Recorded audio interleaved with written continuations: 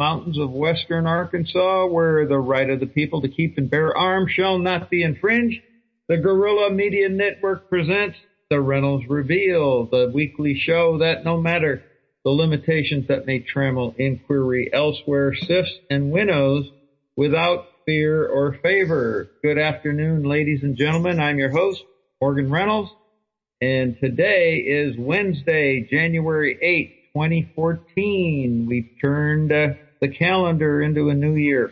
This is episode number 35 of the Reynolds Reveal. I appreciate you for listening in, and yes, we do welcome callers here at the Guerrilla Media Network. The number, 218-862-9829. My guests on the last show of 2013 were Gerald White from Australia, grandson of the Apollo moon hoax theory, and Andrew Johnson of the UK. And we had an out-of-this-world show, but we discussed space travel and exploration.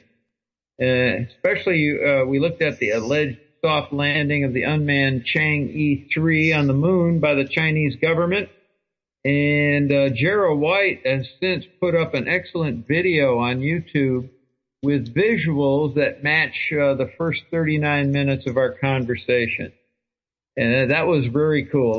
That's a first for the Reynolds Reveal. Okay, now today we're going to turn to the major fraud perpetrated by the government of the United States of America, I fearlessly pronounce, the false flag event of the 20th century known as the terror attacks of 9/11. And we are privileged to have two great people and brilliant analysts of 9/11, Professor Eric Larsen and Dr. Judy Wood. Need a lot of introduction to this audience, I suspect.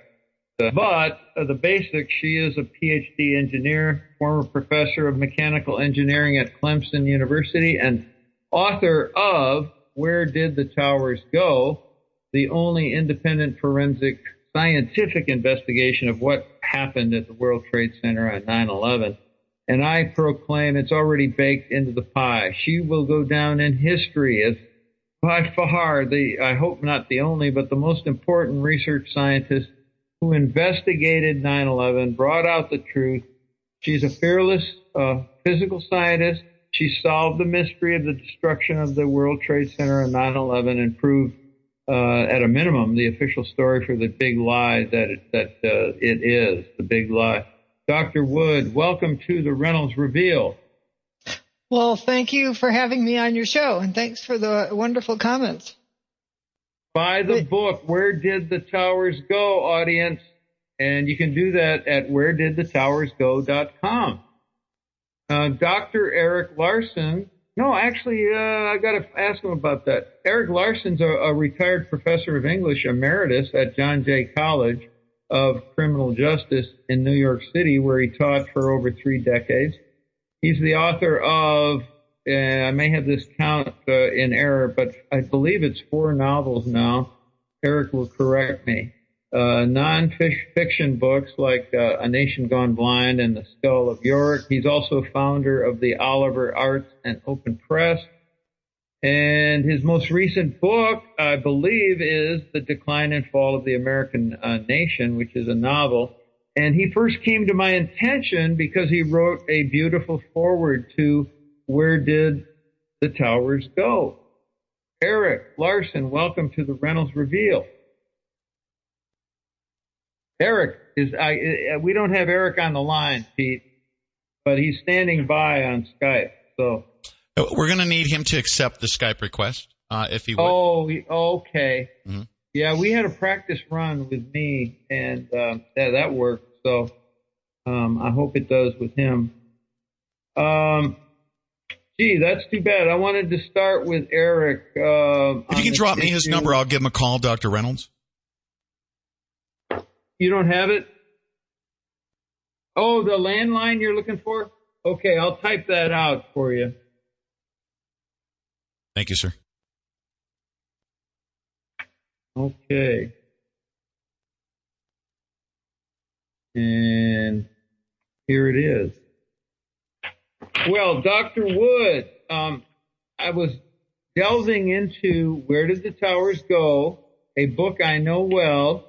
And you know what was my favorite thing right now, and I want to get your comment about it, is the story of the 14 firefighters in Stairwell B of the North Tower.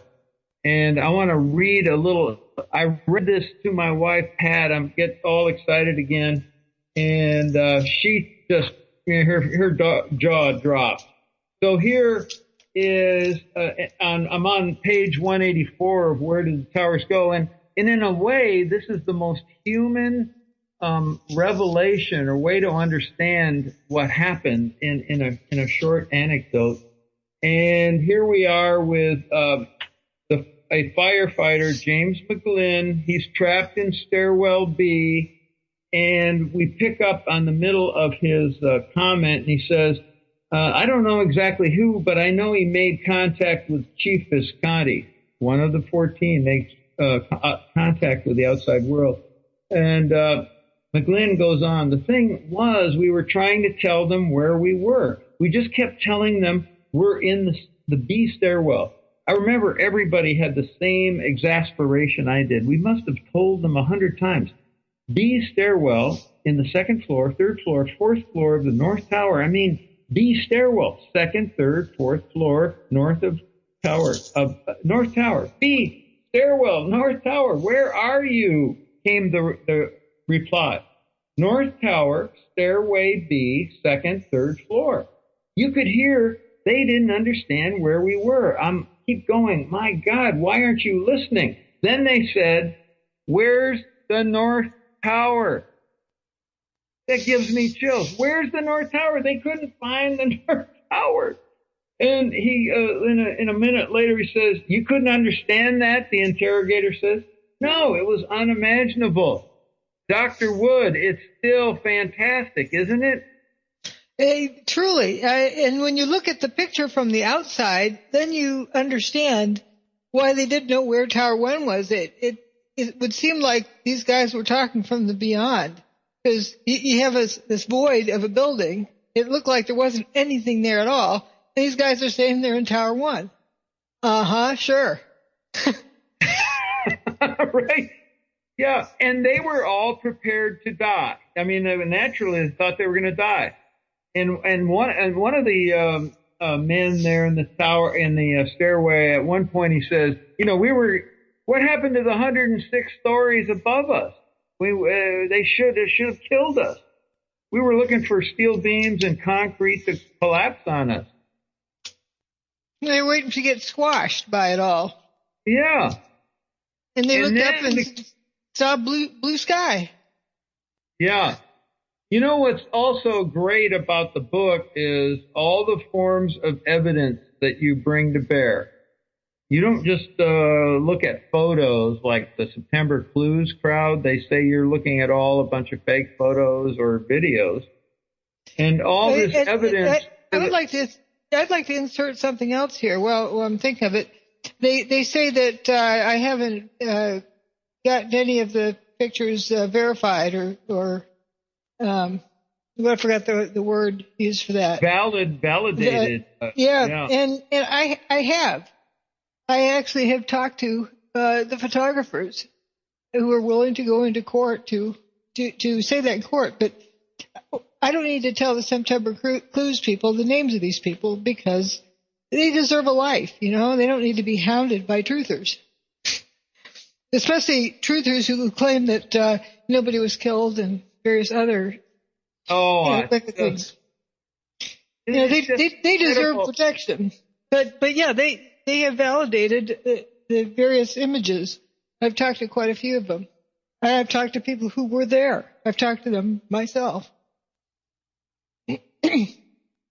Now, continuing on with this segment of the book, there's also, let me see if I can see this. Oh, okay. It's one of the battalion chief, Richard Pisciato.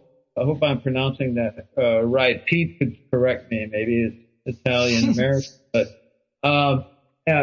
Pixiato says, I'm looking out on the rubble field. I'm looking out at a big area, almost the size of a football field. And hallelujah, we're out of here. I mean, I got to hurt people, et cetera. And he says, I can see an area, like I said, the size of a football field. And what does that tell us, Dr. Wood? Yeah, nothing there. Well, okay. The opposition would say, "Oh, here's a fragment of something." So she's wrong. Well, essentially, nothing there. Nothing like buildings. Nothing like a debris pile. Now, one of the cover stories that you challenge is they shipped all this steel off to China. Show me the receipts. Right. Show me any form of evidence. I mean, maybe they could, falsify or forge some receipts, but they don't even have that. Right. Charlie Pound, when he wrote that song about where the towers go, he said, he had the line in there, but I haven't seen the receipts. But how could they ship it away before the dust cleared? In 5 or 10 minutes. Yeah, that was quite a feat. Yeah, and you show pictures, of course, from ground level across a field to the north. Now, I never say never. I don't say it's impossible, but I need more verification. Like, did they beam it to China instantly? They need to convince me of that if that's what their game plan is. But how could they have shipped it to China in 10 or 15 minutes? Well, that raises this whole question to me of where is the refutation of any of the substance of your book? And you've been vilified to a fairly well more than any other 9/11 researcher, just judging by what I know. And, by a few orders of magnitude. Well, yeah, maybe. Yeah. But what are a lot of the techniques that they use are, she just presents theories. I don't have a theory. Well, then they make up a theory and assign that to me. So why is somebody working so hard to using all of their energy to convince people I have a theory so that they can refute this bogus theory that they invent? They cannot refute what is in my book, which is evidence. And only evidence, and an analysis of that evidence. For example, are the towers still there? If I stated, I've been there, I could have verified that the towers are gone. Oh, that's a theory. As I say, as a forensic scientist, there's no need for theories. Either you know something or you don't. Either you've established something factually or you haven't. You don't base anything on theories. Theories are something you use for modeling something about nature, for predicting something in the future, or something like the Big Bang theory. That's not a forensic study. If I want to know how tall somebody is, I start with a measuring tape, not a theory. And if I measure, go from the ground to the top of their head, and it says 6 feet on the measuring tape, plus or minus whatever error margin you want, that's not a theory. That's evidence. This whole question of scientific methodology, you've had to preach to the choir and the untutored and do it hard. At the beginning of the book, in your preface, you say, what's the order of crime solving? 1, what happened? Yeah, most people would concede that right away. What happened? Then 2, how it happened.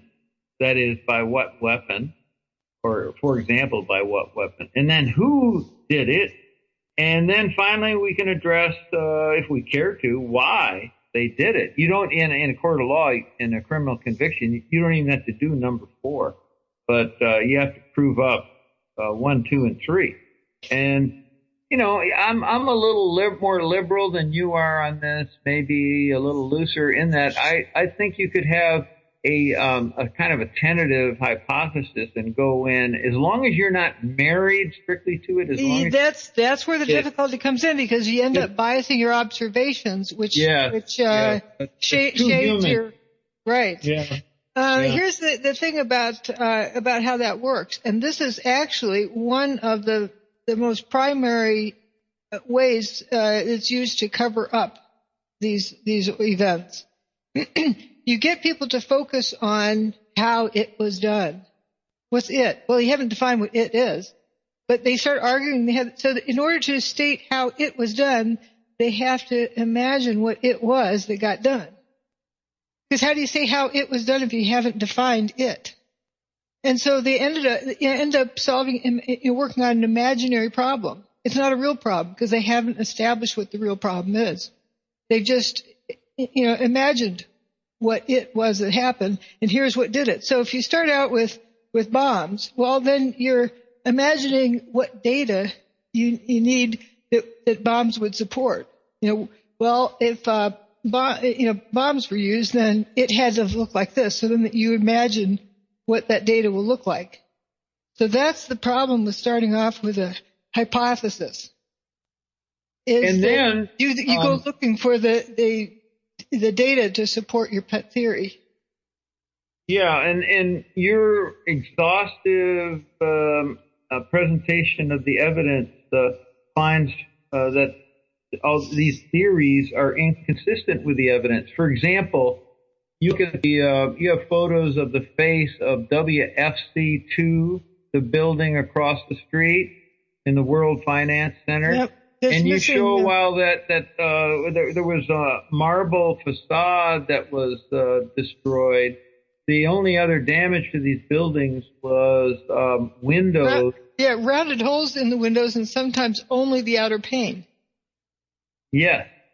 And it is, in other words, it doesn't show the consequence of debris and carried on a blast wave and pop marking the whole surface of the building.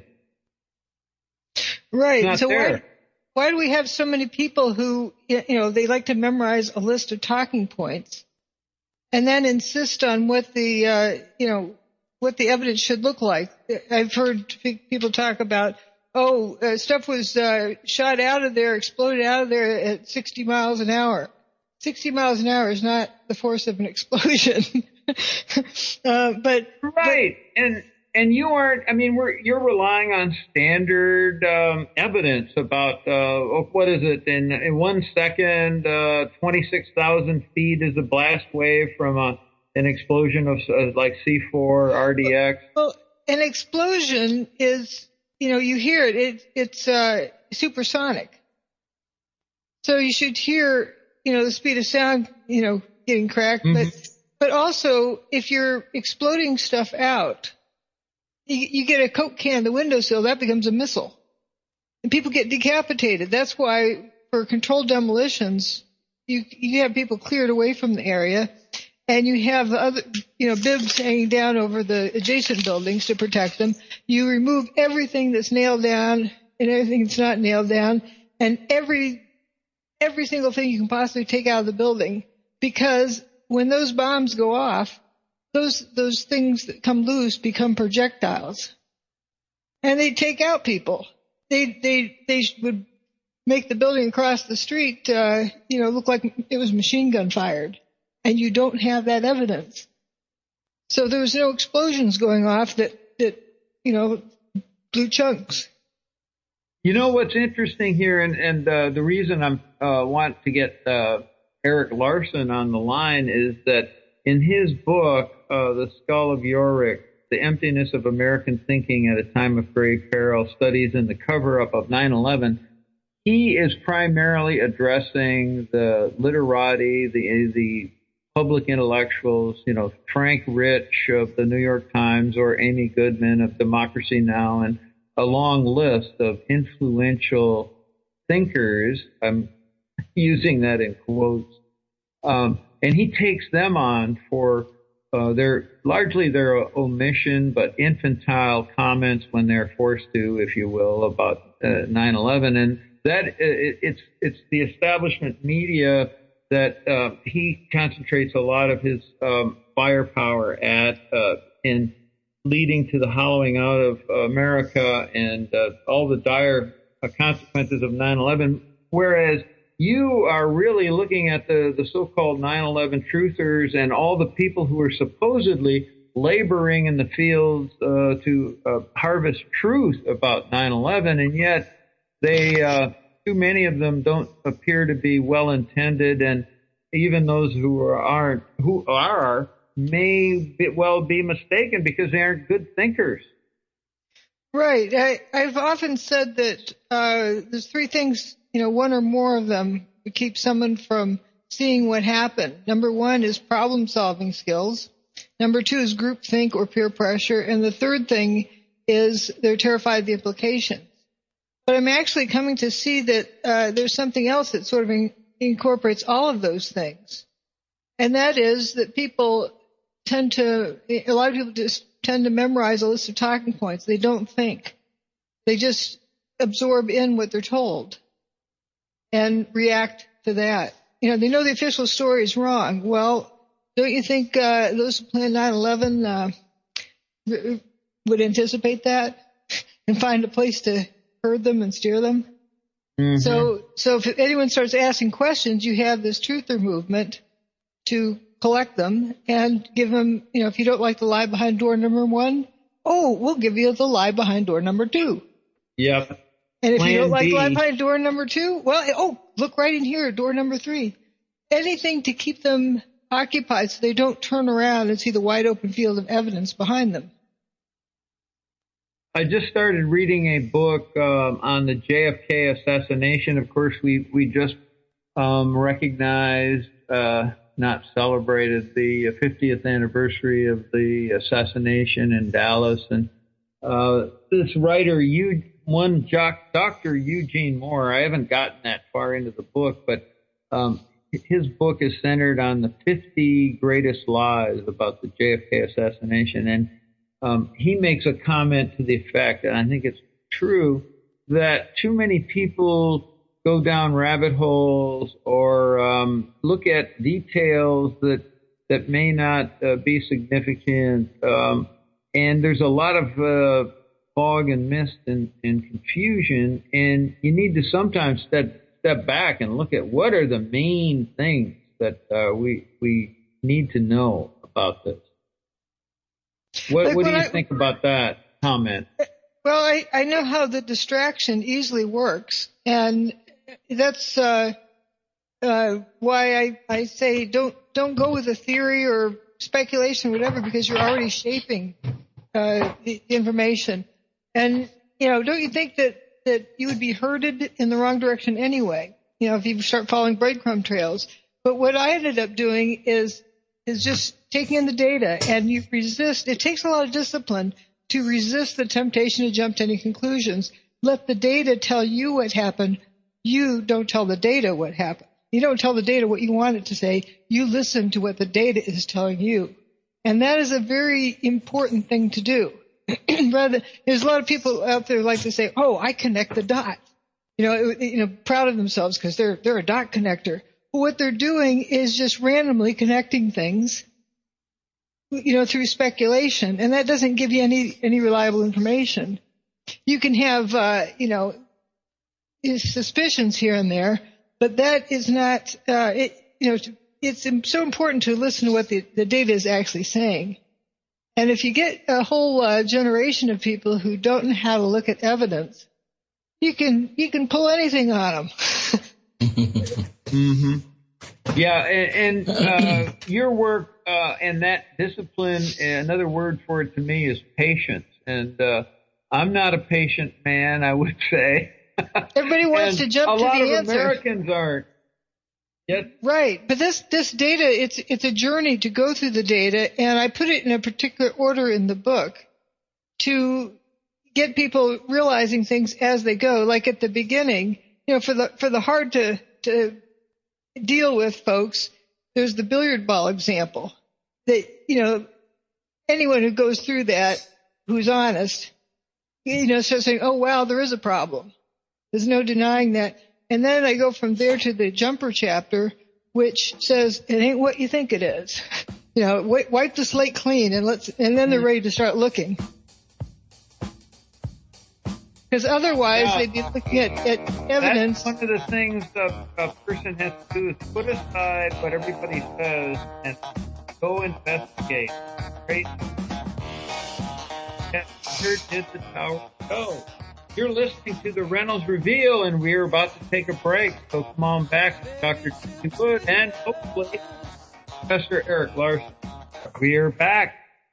We are back on the Reynolds Reveal, and now we have Eric Larsen on the line to join and make this a three-way conversation to explore basically the cover-up of the truth about 9/11.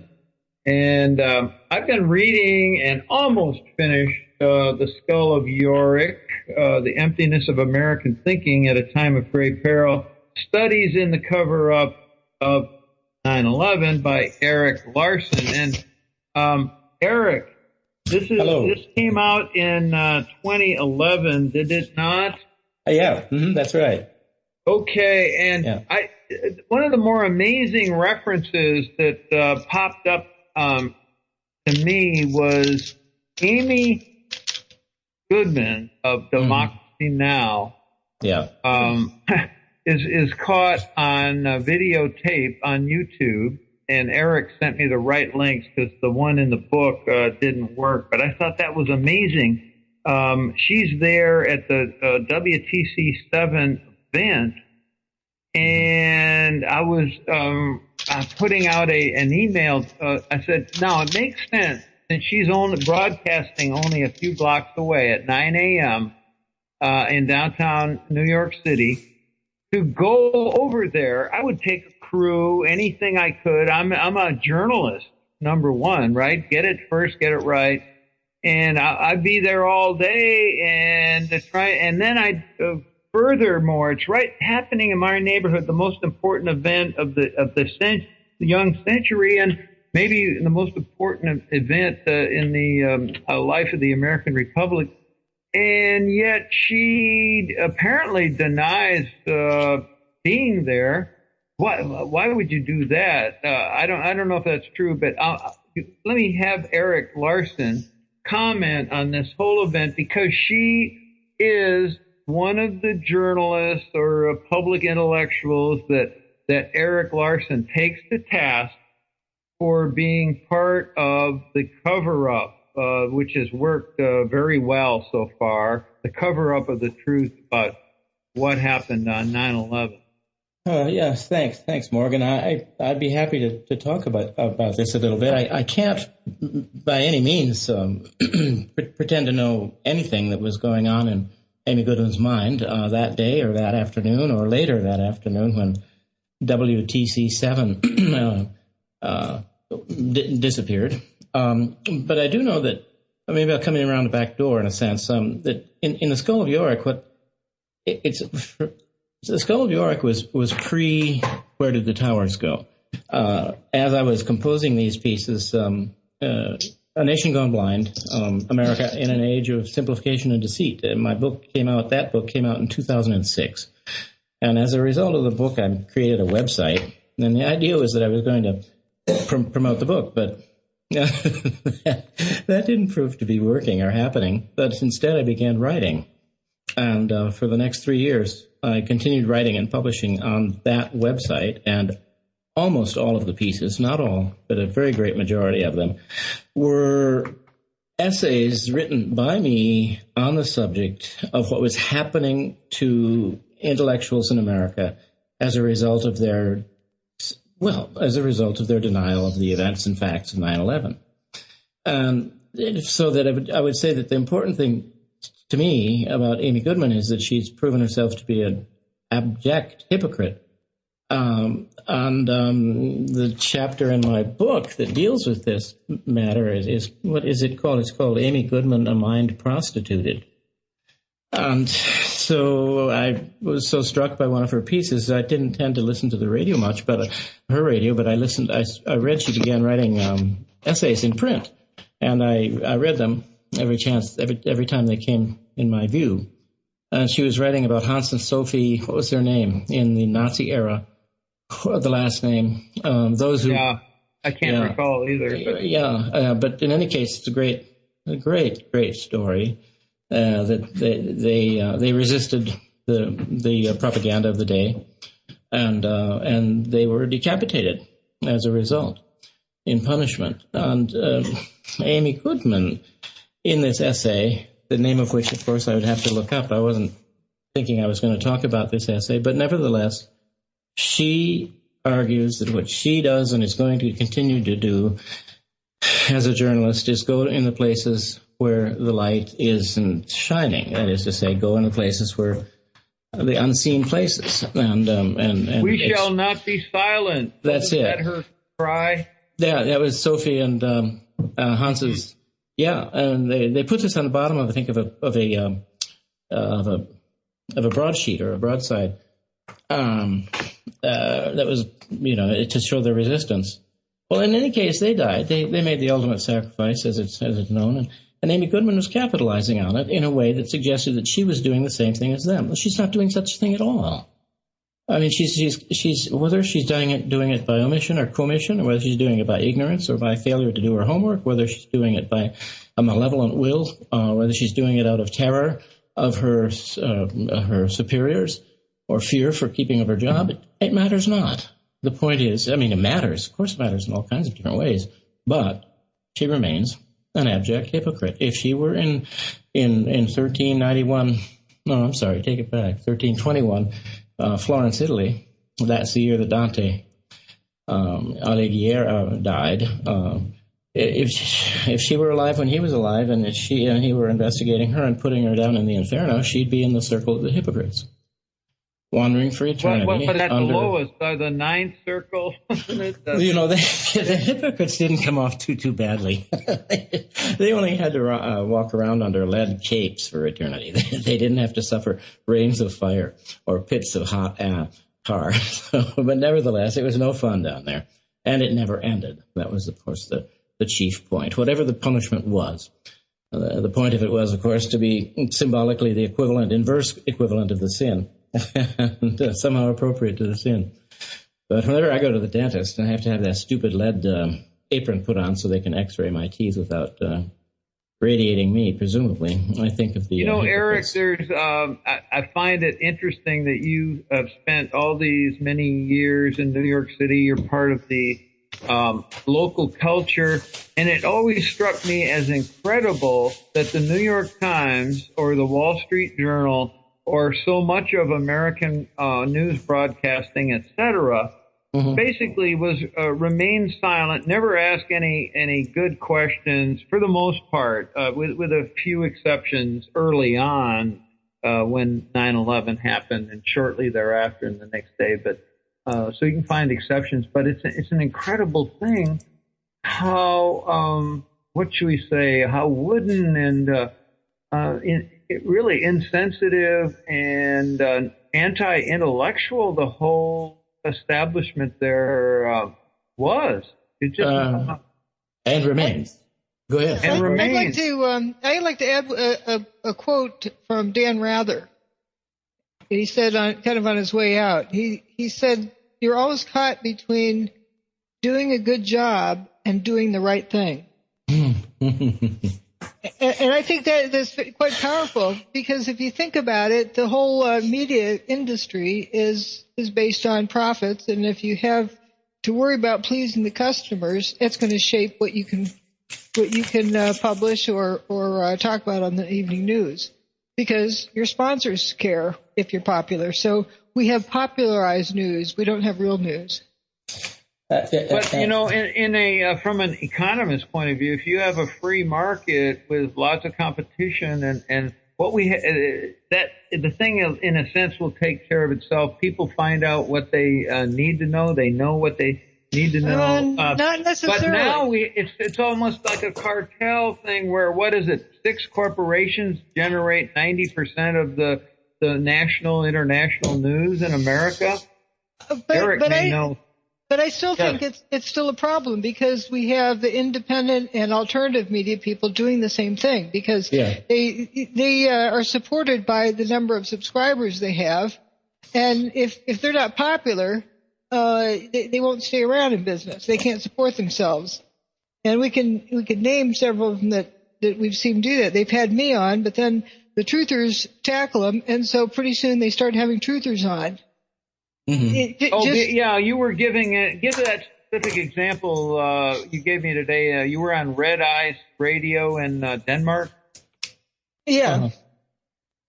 And then they didn't like what you said, or oh no, they didn't mind it at all. And they have a copy of my book. They understand it, but they're listener supported. And if their listeners don't like it, where does that put them? So they went from Judy Wood and the truth to Niels Harrit and lies about the thermite. Or it's all opinions. It's all, I guess we'll never know what really happened. And it ends up being this big vague thing. We pretty soon don't have any solid information anymore. It's all pleasing the customer. And you can't blame anyone in particular. You can't blame them. They're trying to stay in business. But it's the culture that we have that's created this too. That if people can't handle the truth about 9/11, they don't want to hear the truth. They want to hear something else. So it isn't about being able to pick and choose which media, like a free market. Now, Eric, I think you gave me a different view in your book, The Skull of Yorick, in that you parsed out some numbers saying, well, about 100 million Americans, arguably poll evidence, or think the government was involved in 9/11, or they reject the official story. And then 200 million are just on the sideline. I call them inert. And then we have about 100,000 or so intellectuals, journalists, opinion makers, the agents of the power elite, however phrased, that are holding back, if you will, or controlling the influence or suppressing the truth, and its impact on the 300 million. So, I really believe that people can handle the truth, that there is a demand, but it has more to do with a top-down control or suppression than it does a disinterest in the truth. What do you think? I think that's a huge, huge question. I'm agreeing with both of you and disagreeing at the same time. I don't know quite where to start, but let me go back to what Dr. Wood said just a moment ago, the Dan Rather quote. Sometimes it's difficult to do it. How does it go? It's difficult. You're always caught between doing a good job and doing the right thing. Yeah, and exactly. And of course, a good job. Well, I just jotted down in my notes here that you could make an analogous ambivalence there, or opposition, by saying the difference between being a good Nazi and being a resistor. Because exactly. Yeah, and so that doing a good job, by that I assume rather to have meant a job that would impress the popularity. That would pass muster with his superiors. Whereas the right thing would not pass muster with his superiors. And of course he was indeed fired, was he not, for having done that with the typewriter incident? With George W. Bush. I think he was set up and got rid of that way. They set him up for it. Yeah. So then this leads me to question whether is it a top down or a bottom up? It looks like a top down phenomenon to me. In that when Morgan was asking just a few moments ago about the amazement of New York City intellectuals and certainly journalistic powerhouse that it is, it's just remained stalwartly lying and denying and covering up. But it's safe. It's safe for maximizing customers. Right. And also keeping your supporters, satisfied with what you're doing. You'd have a whole lot of sponsors pull out on you if you didn't keep your customers happy. Oh, absolutely. Absolutely. But then the point that I was going to make, though, is that that's obvious, that there's the top-down shackles placed on the subject and on the information. But what about the bottom-up? What about the idea that the people get the news that they want? If the news is in fact a commodity, and if the driving force is the profit motive, then of course the people won't be given anything that they don't want. Right. That's what I'm saying. It isn't necessarily top down. It's that top down in terms of profits, but the profits are determined by the pleasure of the audience. Yes. For most of my adult lifetime, I've heard it said that marketing research and marketers and corporate planning all are concerned with giving the people what they want. And that means giving them garbage, giving them junk, giving them inferior machinery, giving them inferior automobiles, giving them stuff that's going to be plannedly obsolete, et cetera, et cetera, et cetera. Well, is it really true that the people want that? No, that's why. Or they're actually convinced that they want this. I heard an auto designer who said that what they do is they design and build a car, and then they market it and convince people that's what they want. Yeah. That kind of producer sovereignty doesn't work compared to consumer sovereignty. Ford doesn't put out the new Fusion with the Aston Martin type styling is a hit. They cannot produce them fast enough. Okay, even though it's arguably not the best mid-size sedan, it doesn't have probably not quite as up to Toyota reliability, but there's no way you can keep putting out junk in the normal consumer market and thrive. No, it doesn't work that way. And that's why I'm wondering how it is in the news and intellectual spheres. I see it more as a producer sovereignty issue, but it's because of the concentration and the top-down. The same people who, in a sense, own the government. This is highly oversimplified, I know, but the people who own the government own the media. The media, as Joe Keith says, the enforcement arm of the power elite. Well, it's their marketing department, actually, I think. But there's something that Jesse Ventura said. I have to give credit where credit's due. He brought out that when the news changed, it was with the show 60 Minutes. Before then, the news was like a public service announcement, and TV shows realized they're going to, it was a loss, but it's what they all did for their public service need. And then 60 Minutes came along, and they realized news was profitable. That's what the 60 Minutes show showed them, that news was profitable. And then after that, the news became something that got marketed. That was a magazine format and innovative when it and it was a big success. How long ago was it that it came into being? About? Oh boy, many decades now. Okay. Wasn't it in the 60s? Maybe beginning of the 70s. Okay, good. I don't watch it. I don't know. Somewhere around there. I just needed to know whether it was 5 years or more close to 30. Then that's fine. Yeah, it was a long time. Yeah. Mm-hmm. Well, but what's amazing to me is, now 9/11 is a relatively recent massive crime for all the gains, all the gift that keeps giving, and yet the same kind of cover up. It's so intense on JFK's assassination. Yeah. The establishment, in a sense, is running scared of the people. And the media is maybe the most scared of all. I mean, I look at my Arkansas newspaper; they can't even run a story raising any questions about JFK's the conspiracy to murder him and LBJ at the center of it, the whole truth. They're scared. Here's something I'd like you to try out. This thinking that it still is consumer driven. I've been interested in this particular writer lately and noticing his works about how people, from the day they're born, what do they hear in this country? America is the greatest nation in the world. And that gets embedded deep, deep, deep in.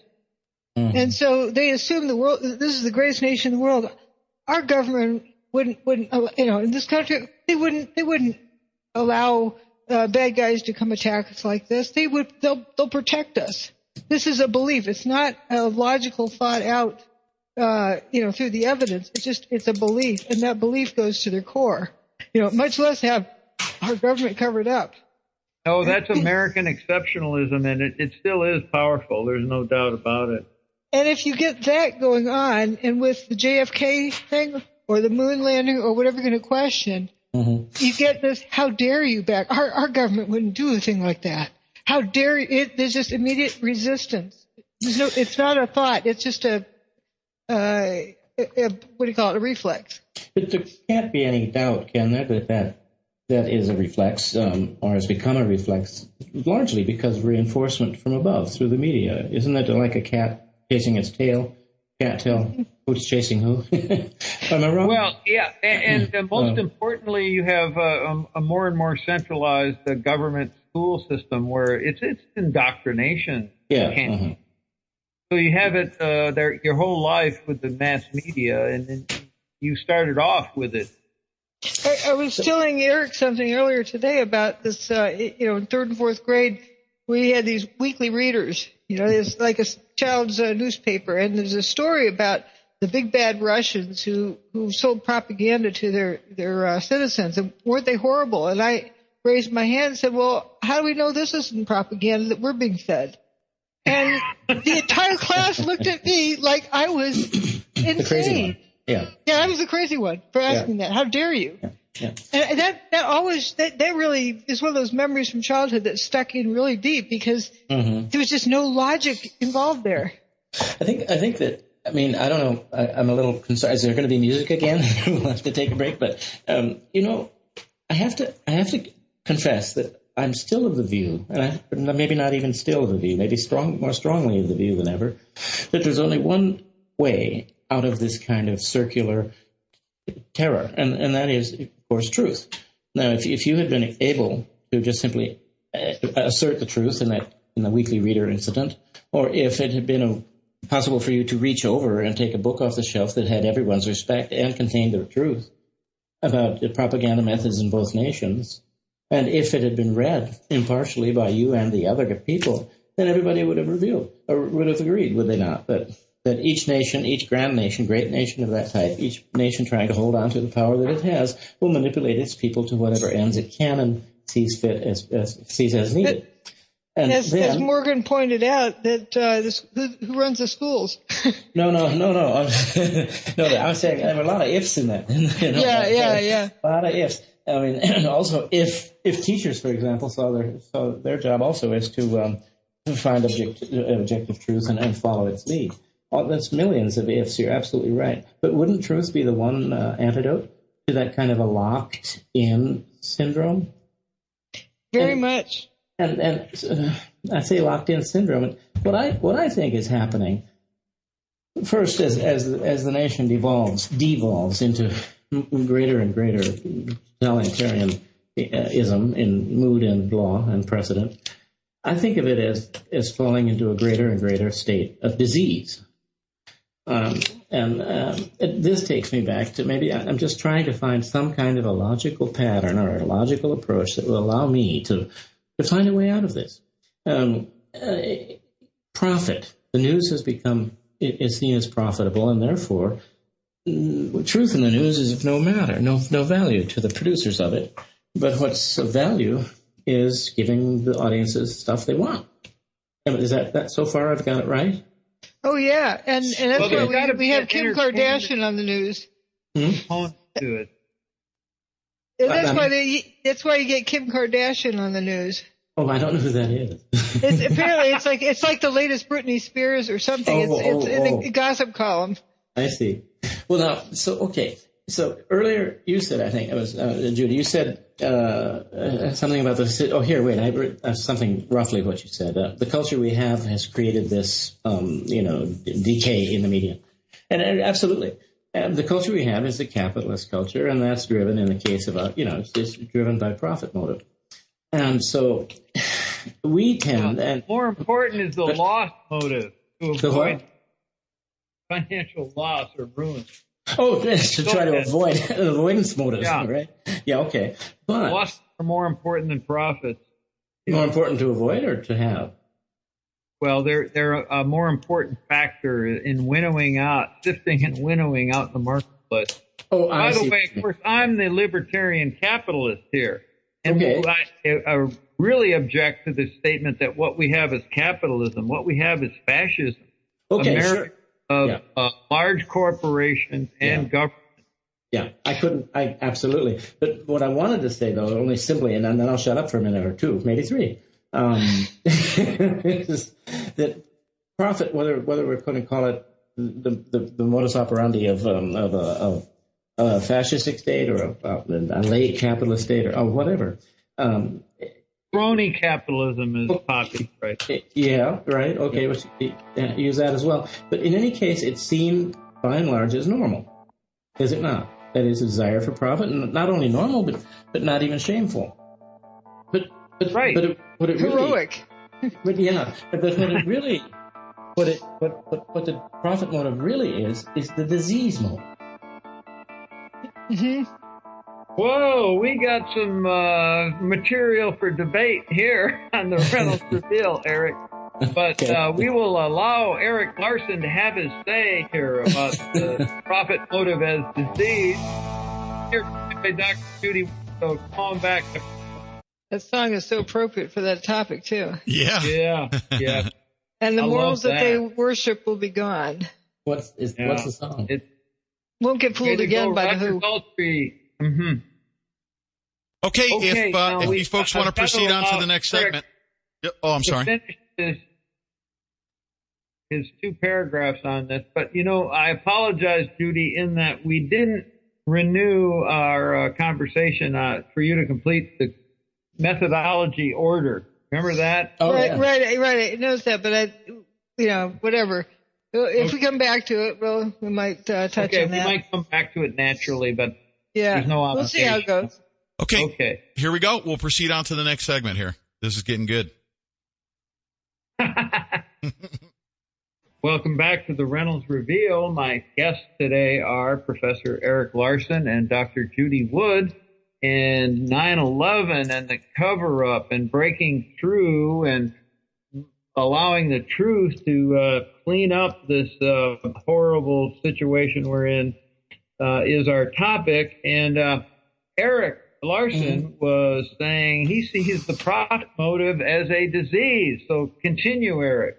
Well, let me, oh dear, I think I've just unplugged myself. Can you hear me? Yeah, you're still on. Oh, good, great. I wonder if a person could imagine two distinct things. One being the self. Everyone has a self. That's inescapable. And as far as I'm able to see it, I'm not a religious man, for example, and my spiritual existence is it's not very spiritual. And so I see the self as the sole means that there is for people to perceive reality or anything else in the external world, that being the world outside of the self. And what is the rest of the world made up of? Well, of course, it's made up of matter and forces and all kinds of dynamics. But as far as the creatures, fellow human creatures are concerned, there's a self on the one hand, and there's the whole, or the commonweal, or all the others on the other hand. Now, which of the two is more important? The self or the whole? Now, the profit motive says the self is more important because, and if that's no, the case, Eric, it's an aggregate of individuals, and what's important is individuals and their rights, which are a respect for the common rights of others. Well, yeah, now you're carrying it one step. There is no conflict here. If you have an exchange, I give you $1 and you give me a Coca-Cola, that's mutual profit.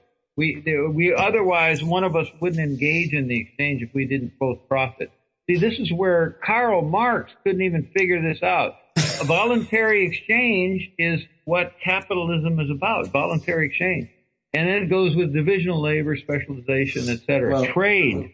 Did Andrew Carnegie get rich off of voluntary trade? Yes. Oh, yeah. He brought the price of steel and iron and steel way down. Mm-hmm. Yeah, by mass production. And he was his philosophy was you produce flat out, regardless of business conditions. And why did the income tax come around then? The income tax. Well, yeah. Lincoln. I'm not sure we're on track here, but no, we don't. Lincoln proposed a personal income tax. They fraudulently I'm entirely against the income tax, personal or corporate. Oh, okay. But they passed this amendment in 1913, which is a year. What more do you want to say about that? What's the? Yeah, go ahead. The statist measure, of course, a personal income tax or business income tax. They also passed the Federal Reserve. We just celebrated the 100th anniversary of the Federal Reserve, so we could have funny money, dishonest money instead of a commodity money, gold and silver. I think am I still there? Yeah. Yep. Oh, okay, good. Okay, so I understand that my own economic view is very, very, very simplistic, but I stick with it in the sense that there is the self and there is the rest. And insofar as if you take it to the simplest level, isn't profit that which serves the self? I know you're saying it does. It's well, not. Eric, here's the short of that. I love you. The first word is I. That's the language, isn't it? That's selfish. Yes. Well, the language. But to love somebody or a principle or whatever. To call it selfish is just, for an economist, that's neither here nor there. Yeah. You got to deal with human beings as they are. Now, the opposite is altruism, self-sacrifice. That's what the Nazis and the communists and socialists, everyone speak. Yeah. Sorry. You need to update your phone, Eric. Yeah, I can't. I don't know what to do. I can't do much. Well, okay, Eric. Hold on. Can we hopscotch some of this? And sure. Yeah. Back to the propaganda and bending of human minds and the sure. And the public. Mm-hmm. So that would take us back to New York City and what's been professed in it since 9/11. And it seems to me that, and that's what the Skull of Yorick is as much about as anything. What it's producing is a state of disease. Certainly, I mean, mainly I'm a literature person and a literary person, and I've seen the literary life of the nation has become infantile. It's paltry. It's embarrassing. False, right? Because they are not telling the complete truth. It's not profitable. No, I know that's right, but they're not telling the truth at all. They don't even have it in them. They're not even those who are producing the literary works don't even have the truth in them. They're not only not telling it, they don't even know it. I think truth has become irrelevant because it's all about profit, and so truth doesn't matter. It's not that it's good or bad; it's irrelevant. No, it's irrelevant in the system as it now stands. But you said when you said in the culture we have, that's what's the culture we have is what's created this situation. Therefore, then, if that is true, then and if this culture is producing disease and infantilism and an absurdity of mind on the very biggest, most visible kinds of literary and journalistic figures, well, something's got to be changed. As for the profit in the news, I mean, think about it. On the day of 9/11, they all had their logos immediately. Their marketing department had already generated logos. War on terror, attack on America. They all had their own spin, and that was marketable. Imagine if they solved the crime in 10 minutes or so. No, then they couldn't market it. They couldn't milk it for all it was worth. Oh yeah, absolutely. And so okay, hey, I've got a nice little addition, Eric. Okay. Hold that thought, because I'm going to ask Pete to play a minute of a George Carlin monologue. Oh, okay. Do you have that available, Pete? I guess we're going to do it later. Here comes it.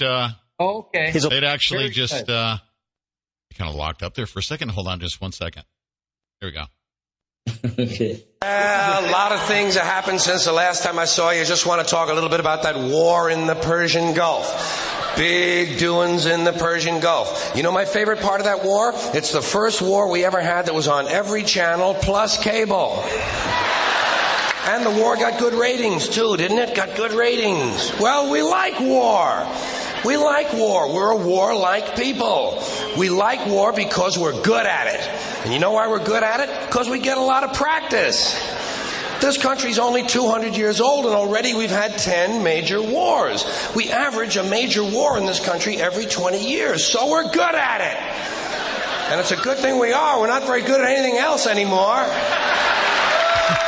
Can't build a decent car. Can't make a TV set or a VCR worth the fuck. Got no steel industry left. Can't get health care to our old people. Can't educate our young people. But we can bomb the shit out of your country, all right? Huh? We can bomb the shit out of your country, all right?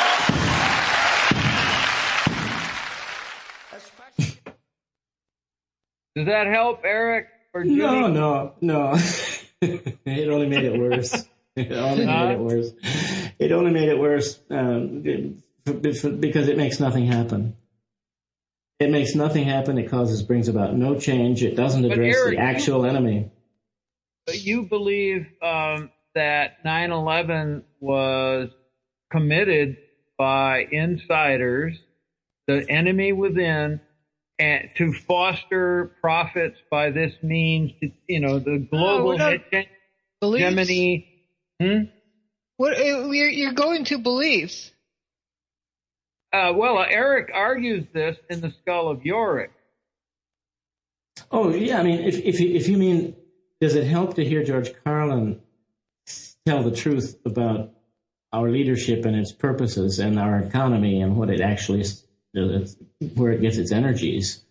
It's not that it helps me to hear that, because I know it. Yeah. I'm not disagreeing with it.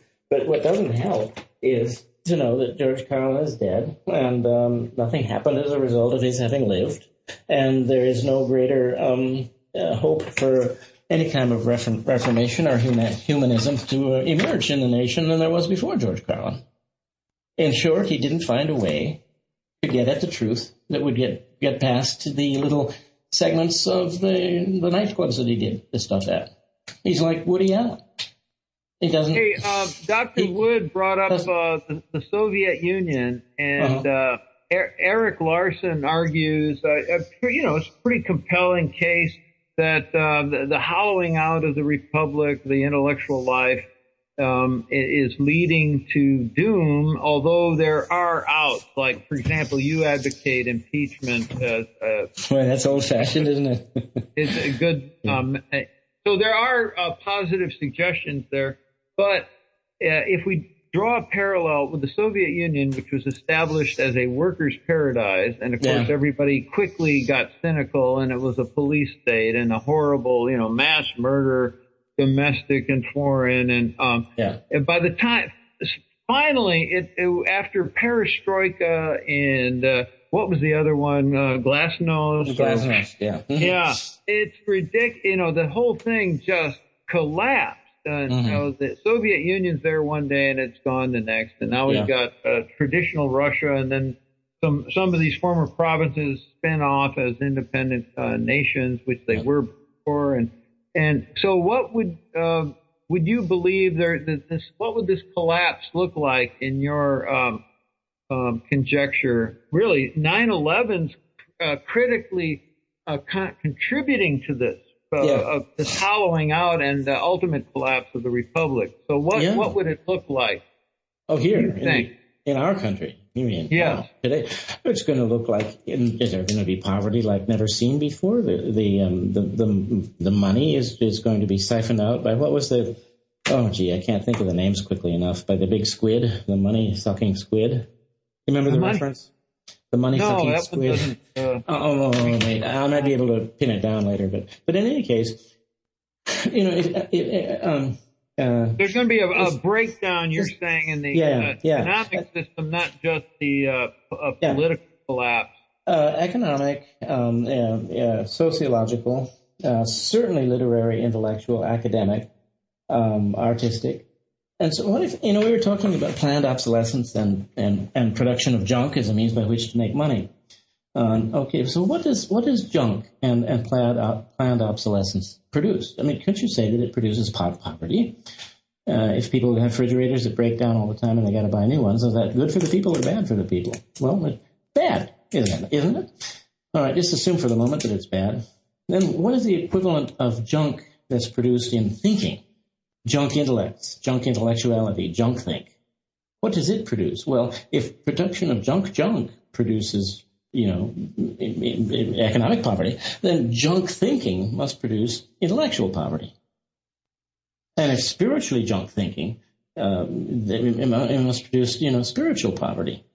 And then all those are going on now. And then if you have, in addition to it, what's been happening specifically since 2008, but much longer, the theft of money from small possessors of it to the Wall Street heist people.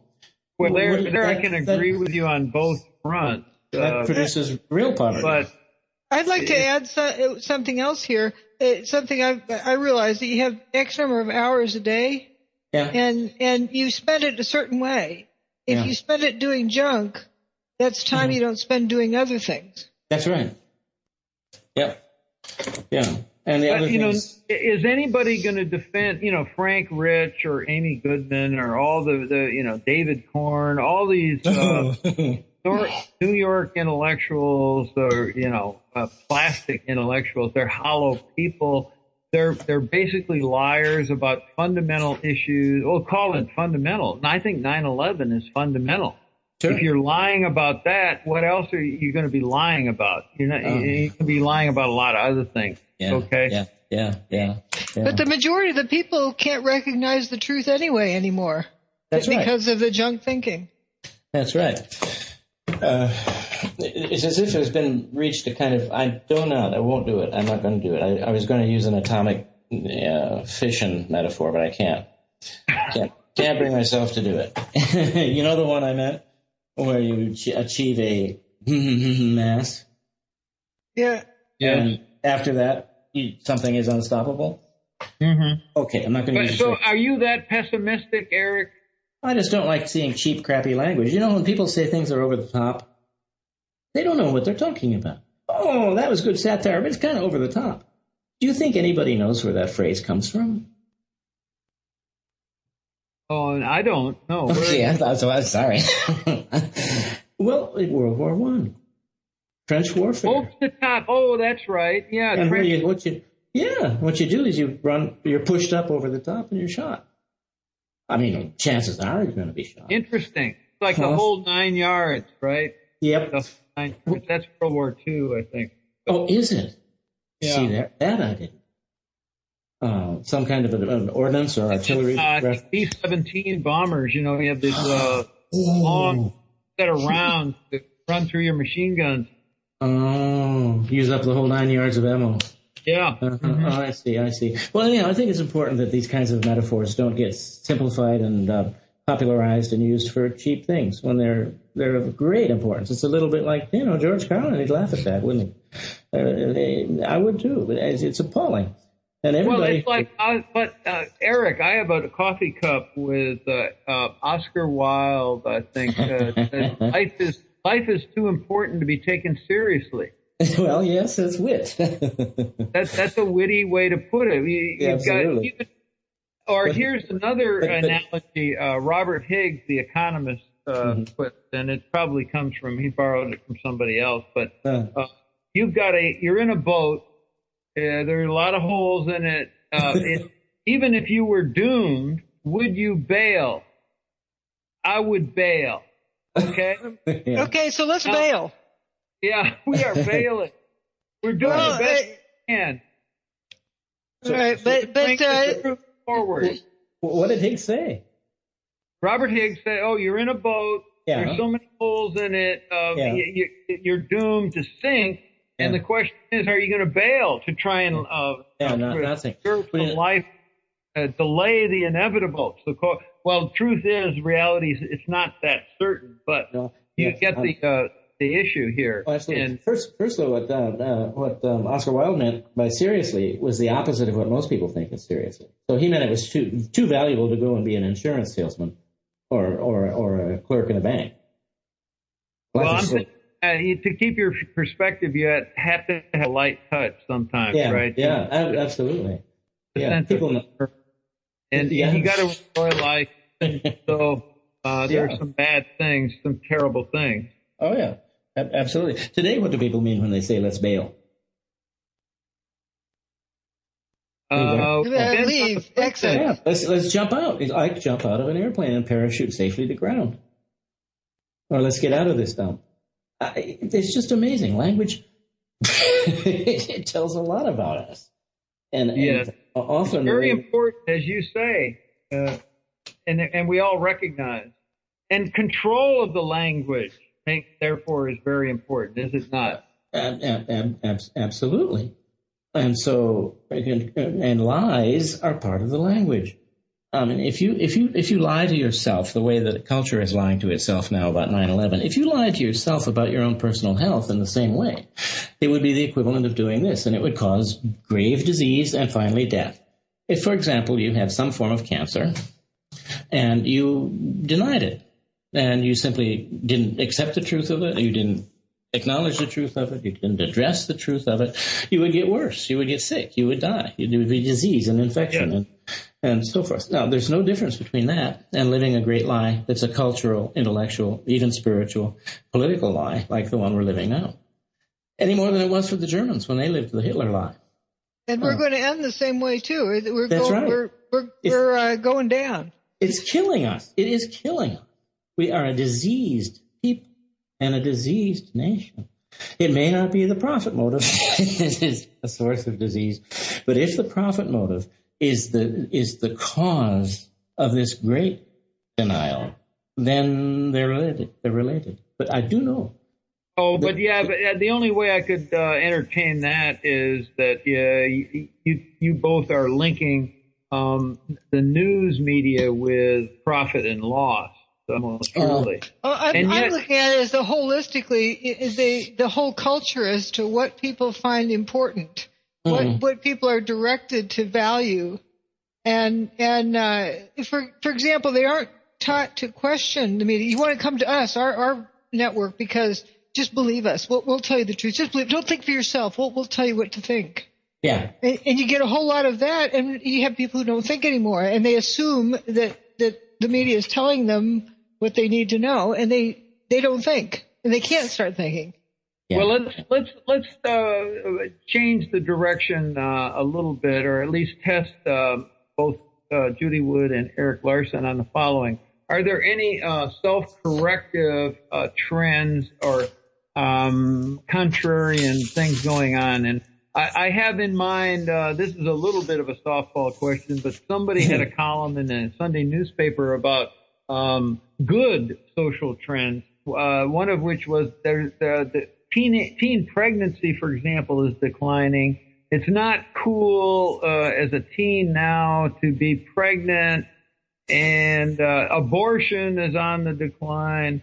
And I'm not saying these are directly involved with, there's a more wholesome culture developing or anything to that effect, but in our context, intellectually, Eric, or on the 9/11 as destroying our culture and life, is there anything going on? Can you point to the internet as being a safety valve or a corrective that may save us? Yeah, opposite. Yeah, opposite. Really? Now, expand on that, Dr. Wood. Why?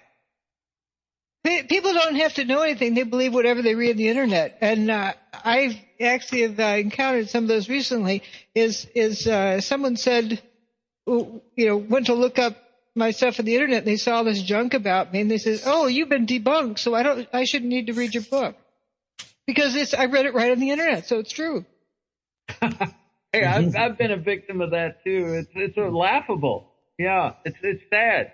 Yeah. But there's Eric, more and more that do that. Eric, what occurs to you about the internet as a non-savior? Well, I would take if the larger question you asked first. How about the social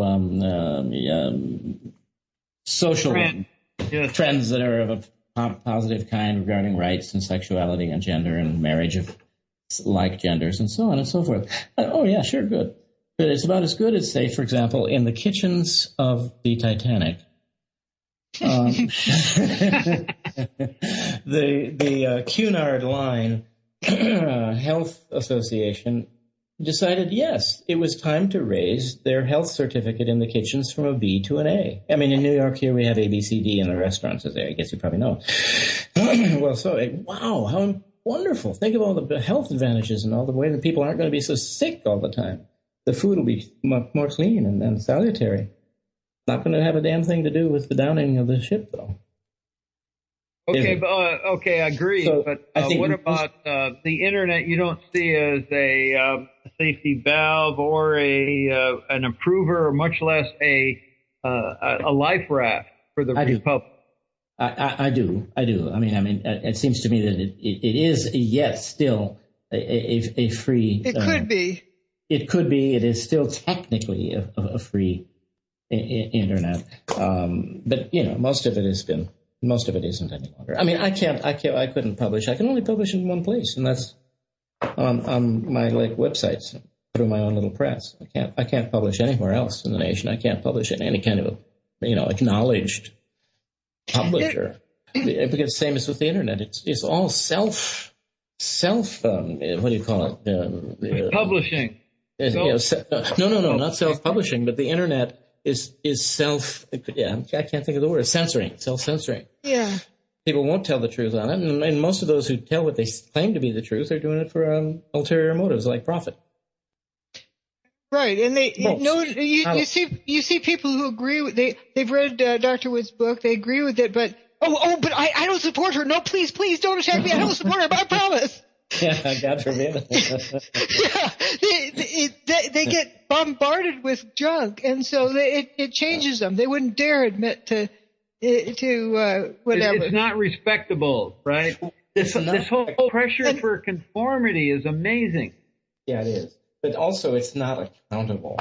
For example, if you have a printed page and you're writing an argument on the printed page, that argument is if the argument claims to be sound, it's accountable, and you can have people go back to it all the time and reread it and criticize it. But online, it's not look at that way at all. They don't look back on it. They don't look back, and most of it is just lost in the ether. It's just cockamamie. Oh, gee.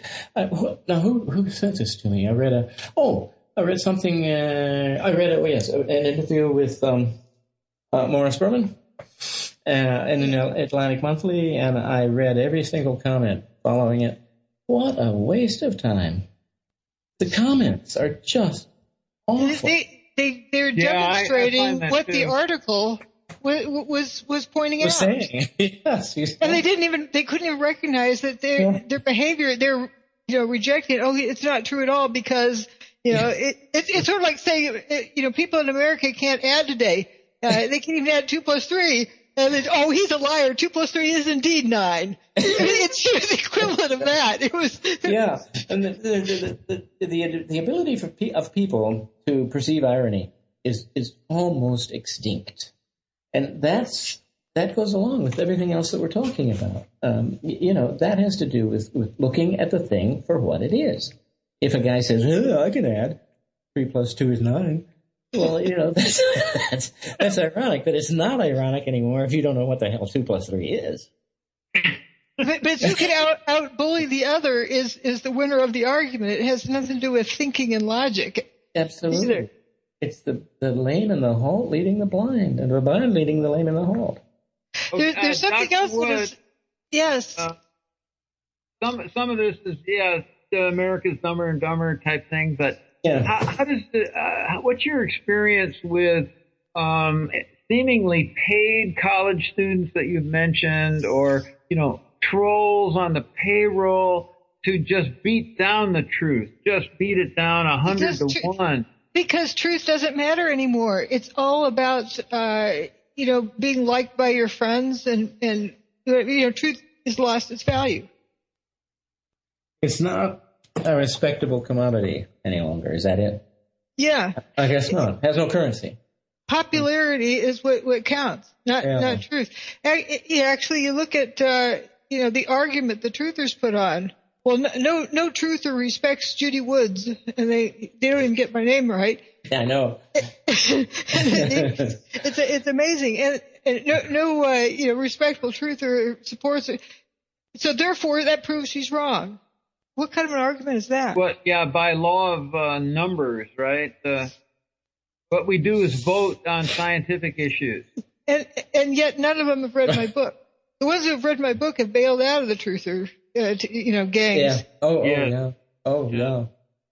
The book will take a person away from the internet discussions of 9/11 very quickly. Eric, I was telling Dr. Wood before you came aboard that a lot of the opposition to her work and the distortions and the whole cover-up effort had to do within the 9/11 community, truthers and researchers, and yet your work really goes to the wider popular media and elite media that you're upset with, and and that's a very interesting. It's like a two-level opposition, and it's very hard. Yeah. We're pointing out, and I hope I'm not too depressed after this interview. Sorry. That you've got you got your front seven suppressing valid information about 9/11 and research, and then you've got the back four. And how do you make any progress against this kind of defense is our problem, I take it. Yeah. And it's like you were asking a moment ago whether there's anything good happening in the nation as it self demolishes. And I have this. I'm convinced that it's one at a time. That only one mind can perceive the world at a time. There may be 500 million minds, but each of them is as if alone. And that's why they have to think alone. That's right. That's the only way thinking occurs. Absolutely. At an individual level. Yeah, and it's the only way perception can occur too. But that's why there's so little thinking and there's so little actual perception left, because people are given instructions by various means and over huge lengths of time. Periods of time to act as herds rather than as individuals, and so it's easier. Their thinking just disappears. Even the people who've read my book, after they've read it, and they get beat up on the internet for saying anything positive about it, then they say, "Well, I don't agree with her theories, though. Her evidence is wonderful, but I don't agree with her theories." There's no theories in the book. The conclusions is facts. Is a list of facts. She theorizes about laser beams from outer space. Huh? On what page, please? But it gets repeated over and over again to the point that people start believing that's what they read in the book. Yeah, for me that's what's so pathetic about the situation now. As when I was a kid, when I was a college student, my professors, they had a lot on the ball. And if I had an opinion and it was a crummy one, a non-solid one, I would find out. I wouldn't necessarily find out by being humiliated or anything, but they were solid.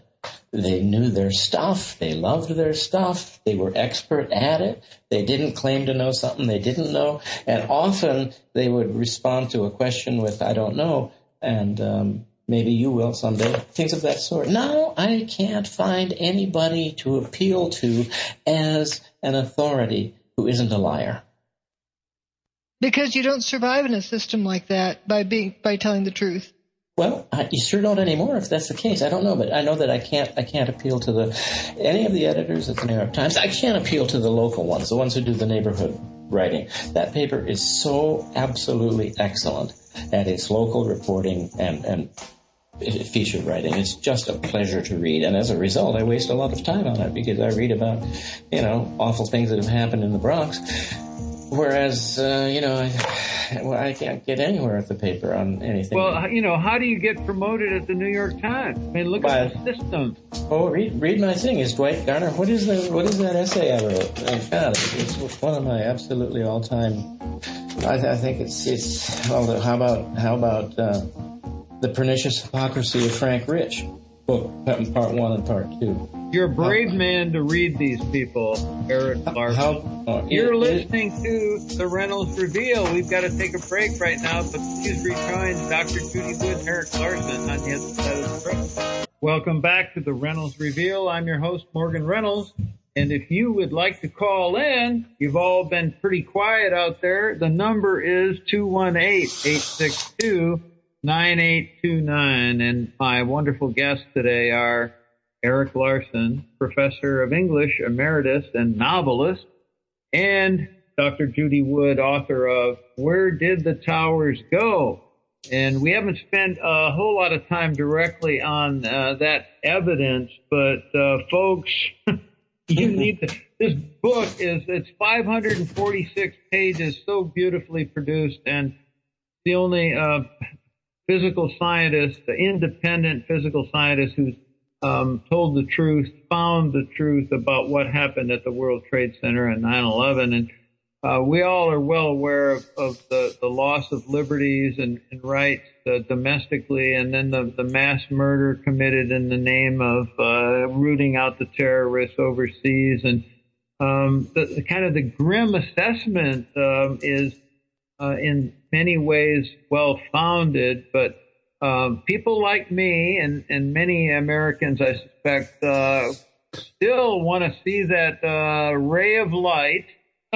And truth is the solvent, and then maybe there are specific mechanisms like Eric Larsen has proposed, like impeachment, but that's such a long shot because we all know that the very corrupt system in which people who donate for the campaigns own the candidates and therefore the office holders by and large. And there's a trade-off. You've got to be in office here in order to do the right thing, but to be in office, often you got to do the wrong thing. So it does look like there. I remember one movie called No Way Out where Kevin Costner was the lead in trying to get out of the gun, and he knew something the powers that be don't want out. But still, we're looking for Eric and perhaps Judy, the internet as our escape valve. But what else comes to mind, Eric, on this whole question of are we doomed? Yeah. I tell you, your reference to the impeachment matter is, of course, that's a very dated part of my book. And when Nancy Pelosi said, what year was that? In 2006, she came back after the elections and said impeachment is not on the table. And, yes. Yeah. With, George W. Bush. Yeah. Mm-hmm, yeah. Yeah. Mm-hmm. Yeah. And that was the end of, essentially, I mean, someone. And as you pointed out, I think, Eric, you said just proposing this for this president really is like a permanent bar. That's right. Yeah. It's allowing the lawless people in office to do whatever they want. Yeah. Yeah. As a precedent, it's just sickening. Just all. In 2004 or January 2005, when I went to D.C. to protest the certification of the Ohio vote, where there was obvious fraud in the presidential selection, I was one of less than 50 people. Oh. That's the problem. But isn't there a hugely important footnote in Where Did the Towers Go about that? Yeah. I realized that they weren't fixing it. Yeah, yeah. And I can't remember how the footnote is phrased, but, in my new novel, people may not be thrilled to hear. I don't know how many people are going to hear about it at all, but all of the action occurs, not all of it, but most of the important action occurs in the footnotes. I can recite what it was in the year 2000. Remember in the 11th hour or whatever, like at 1:30 in the morning, the votes flipped. Mm-hmm. Gore was ahead of Bush, and then the votes flipped. And, then afterwards they said, well, we'll call off the vote and let the Supreme Court decide who'll be president. We can't fix this election. We'll fix the next one. Yeah. Then 9/11 happened, and then, here I am doing my job. I assume the grown-ups are doing their job. They're going to have an investigation. They can see what's wrong with the 9/11 thing. Right. And the 2004 presidential selection came along, and the same thing happened, but even worse. At 2:30 in the morning or whatever, the votes flipped. Or at 1:35, I guess it was. The votes flipped, and it was obvious. Okay, they had the opportunity to fix it. They didn't fix it. They're not going to fix it. Whose job is it to fix it? Hang on, Bush whose job Cheney is it weren't elected either time. They weren't. They were appointed. But my position and my thinking at that point was, okay, they said they're going to fix it. They didn't fix it. Whose job is it to fix it? It's our job. It's our country. It's our world. It's our planet. Yeah. And the same with 9/11. That's why I decided I had to start doing something. That's when essentially you began the book, isn't that right? Yeah, I started going down that route because it was clear nobody else was going to fix it. Yeah, and now that's where we are still. Nobody else is going to fix it. It's not profitable. It's not profitable, absolutely right. It doesn't, pardon me again, but it doesn't add to the disease of the nation. And so no grown-up is going to do it except you and maybe conceivably me. But I can't. I don't know. Again, I'm terribly handicapped by my own background and training, which is that each mind is an individual thing and must be approached as that. As such. And Eric, here's a related, and that is, you submitted this essay, I believe, to the New York Times about how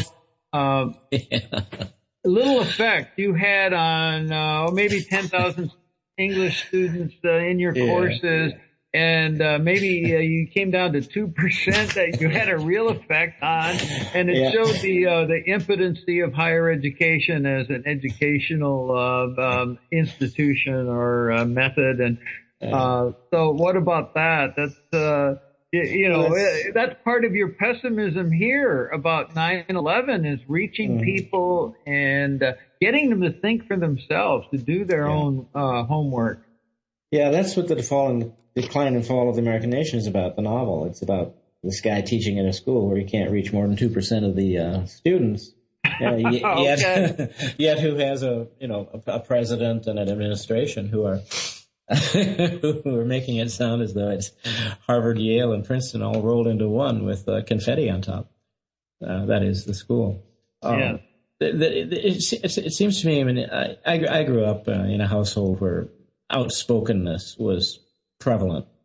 I guess especially from my old man, and he was a failed Norwegian Lutheran. I don't know if he was a failed Norwegian, but he was a failed Norwegian Lutheran.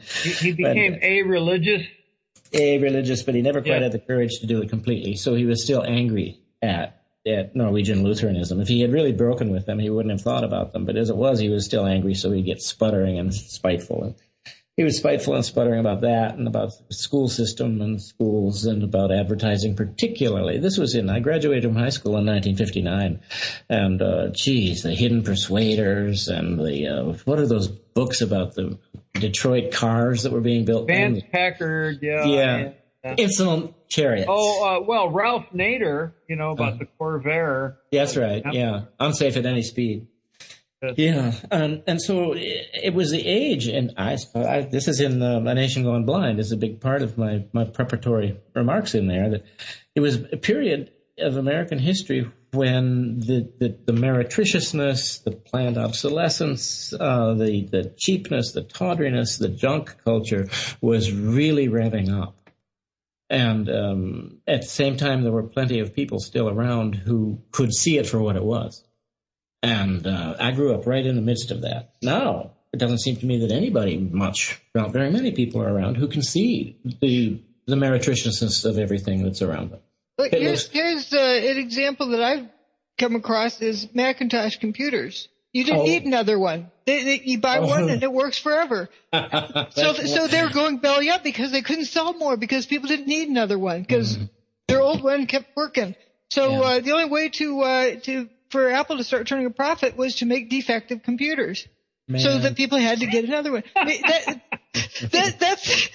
that's the same thing with PCs. Is that I thought that was Microsoft? But the only way they can compete, otherwise, think about it. If you have a computer that can last for 30 years, Apple's going to go out of business. Yep.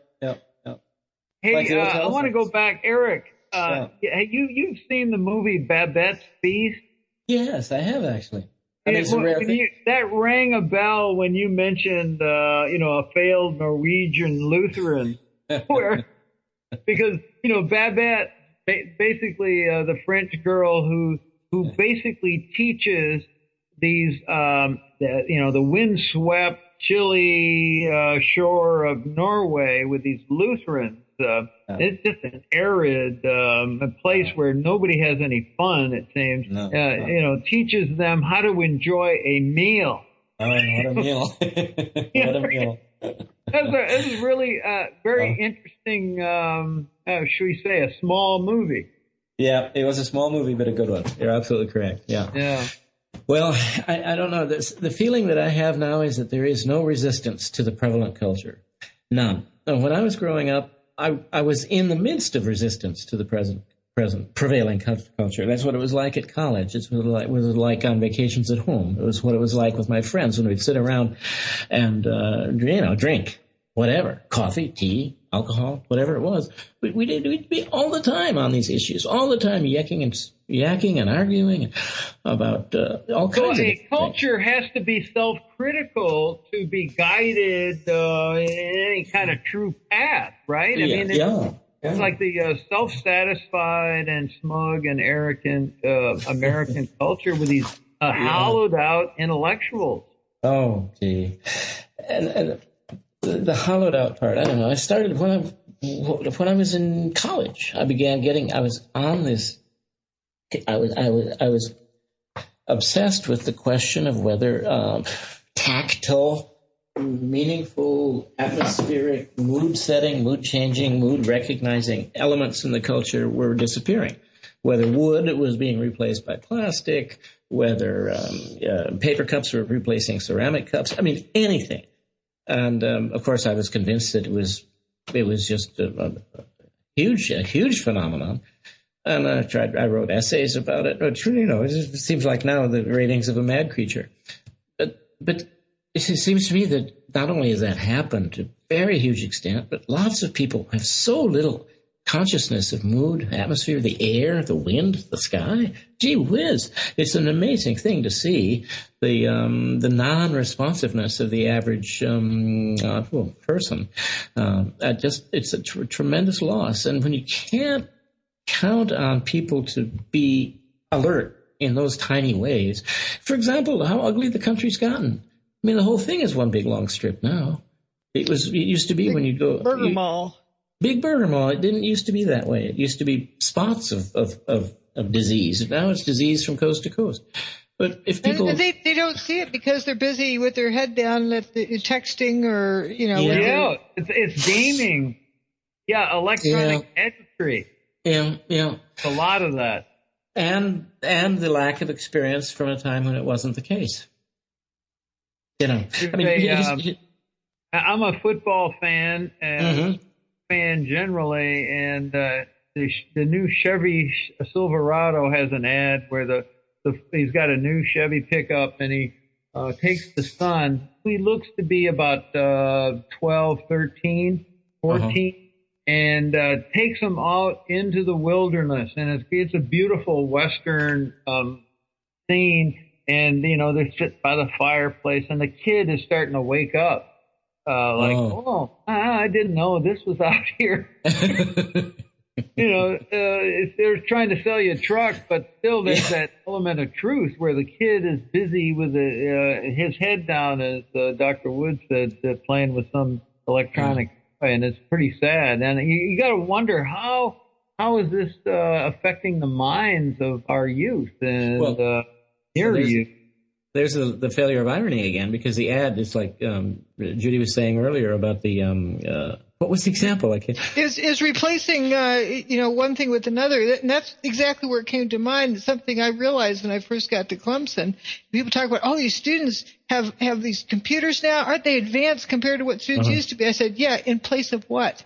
You can't be. It isn't you're adding on new skills. It's that you're replacing.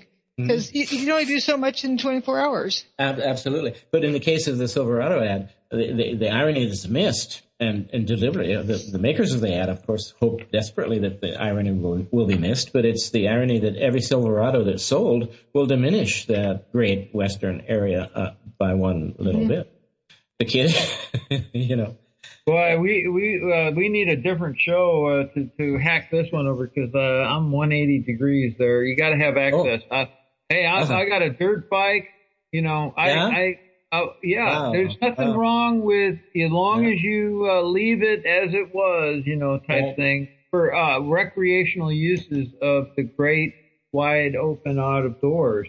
I got to agree with that. But all I meant is that, you know, automobiles are not our friend in the numbers that they exist in now. As long as I've got mine, yeah.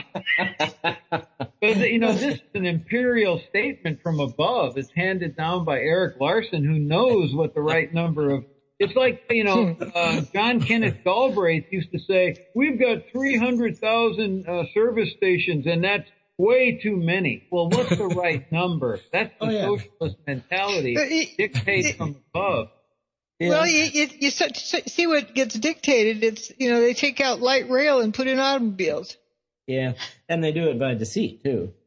Yeah, that's another, that's mythology because only in the older U.S. cities is that kind of dense. You have the dense population. You know, Phoenix or L.A., the western cities, which are much lower density. It doesn't make any economic sense to have rapid transit. You know, it's a big loser. It's a huge, you know, black horses to be sucked down with almost no benefits. I thought they had it and it was working, and that was. And then they took it out. Well, it's like Dallas area rapid transit. Come on, you got to tax the people to pour money into this thing. Oh, but it was already there, and then they took it out. Yeah. It would be L.A. No, well, it was there and they took it out. I don't know the specifics, but hey, L.A., if you stop the bleeding, there's no way to end these political bureaucratic. See now, Morgan, wasted sources. Yeah. See now, Morgan, there really is a point here that we could. I think I'm not going to be tendentious, and certainly not trying to be quarrelsome, but it takes something like the light rail system in a place like L.A. Now, you say it would be, you know, where do you stop the bleeding? And it would be no profit to try to create it. And certainly it could be impossible virtually to lure people away from their cars. But at the time when the light rail system was first implanted there and developed, there weren't cars. It was a wonderful system. It used to be, you know, where it's profitable, that is not resourced and therefore. It's profitable to have cars that get 5 miles to the gallon. So that's where we're headed. Well, if people want to do it that way, yes, that's freedom of choice. And but now, as long as they aren't being subsidized to do it, as long as they're paying something like true resource cost. But where does freedom? I've got an F-250 Ford. You know, that thing is 12 miles per gallon in the city and 15 on the road. You know, it's a gas hog. But we have a fifth wheel trailer to pull, you know, on occasion, go RV camping. So if I can afford it, if I'm not being subsidized, well, what's it to you, you know? Well, I guess ecologically it'd be something to me. You know, I mean, it's what? Ecologically, yeah. Oh, you know, burning man. of the fossil fuels. Another you ride your bike down the road and you suck tailpipes. You know, I got 3 motorcycles. They all get 40 miles per gallon, so they probably pass your test. They have catalytic converters and all this. Yeah. Then we got a Camry, which is a 4-cylinder, gets over 30 miles per gallon. We got the one truck. Uh-huh. And then, we need to get rid of your truck, huh? Because it doesn't pass ecological muster. Wait, is that the one that pulls the trailer? Yeah, it pulls camper. Wait a minute, you said no subsidies. But isn't it that our gas prices are subsidized by our military? Oh, I'd say on net, gas prices are higher because of our invasions overseas. You know, we'd just be better being a peaceful nation and buying on the market and producing on the market domestically, of course. Mm. But you said no subsidies. A disaster even from an kind of a cheap energy point of view. Mm. You can't, I mean, imperialism has never been a paying proposition. You know, that bankrupted Rome and Britain, etc. Well, we're next. Bankrupting us, huh? Yeah, we're next. It's like we're at the end. You know, capitalism is like the game of Monopoly, and we're entering the end of the game where it's not fun to play anymore because the ones that buy up all the hotels are the ones that call the shots, and then they change the rules. It's not a worthwhile game anymore when it becomes that. Well, the question I suppose. Well, the kind of capitalism you're talking about is not the kind of capitalism I advocate. That's for sure. Because it's the kind that actually the government happens. is so immense. There's no area of human life where the federal government doesn't play a major role. There's no freedom left in terms of freedom from government. I don't care if it's in the bedroom or in business. It's like an Argentine economist buddy of mine at Texas A&M. Now he's deceased, but he says, the Republicans say get the government out of business. Democrats say get the government out of the bedroom. The irony, they're both right. So how are we going to change things? Yeah, that's the question. How are we going to change the breakthrough on the information front with Dr. Wood's revelations that are based all on sound science and real evidence? Yeah. How are we going to do that? Well, if truth isn't popular and if it isn't profitable, then how can it survive? Yeah. Well, the remnant. If we're the remnant, because where there's life, there's hope. We're just going to keep on going, right? And hope that something changes. Not do anything, but just cross your fingers and hope. Well, hope the grown-ups fix it for us. That's it. There aren't any grown-ups left. Right. We're it. We're the grown-ups. We're all there is. Yeah, and it can't be a children's revolution until the children come out of their, stupors. They're in really, really strong stupors. Well, that's the emperor has no clothes, right? We're the child. And pointing out the truth. That's considered young and naive, I guess. I've often thought a movement of some kind would be in order, but I can't imagine. If it does become a threat to the animal, then it gets extinguished. Exactly. Yeah. Yeah. Emmanuel Sverios. Do you remember that name at all? He was I do, from your book. Yeah. Yorick. Yeah. He was a strong, 9/11 truth man, and on the 5th anniversary of the events, he quit. I think he even left the country. He said he had never, ever in his 20 years as an activist ever seen anything, any movement, any association so rapidly, so thoroughly, and so completely infiltrated as he'd seen the 9/11 Truth Movement. Yeah. And so this is on page 158-59 of thanks. Yorick. Yeah. I found it fascinating because Seferios says, we've succeeded beyond our wildest dreams and have completely failed. Yeah. That's amazing, isn't it? And so he gave up. And he says, because of the lies, liars, and lying. Yeah. Yeah, that's right. Actually, you say that. And here's my assessment, Seferios writes. The reason for the discrepancy is that yet we never before have I witnessed used on such a scale and such precision as I have within the 9/11 Truth Movement. That is disruption, disinformation, COINTELPRO style, and so on, so forth. But the culture we have is too stupid to recognize it. And uninformed, and not in the news. Yeah. They don't. What I mean by stupid is uneducated, unknowledgeable. They don't know how to think. They don't know what to look for and how to see. And complacent. That is to say, they're fed with very, very many, many sweets. Electronic sweets, real sweets, Pork barrel. Bread and circuses. I think it is. on a scale never before imagined. That was my theme as a kid growing up was the mass society. And it seemed to me that it hadn't yet come into existence when I was just, ending high school, going into college. And every day I saw it. Eric, are there some public intellectuals that you would praise? I can't think of any prominent ones that speak the truth about 9/11.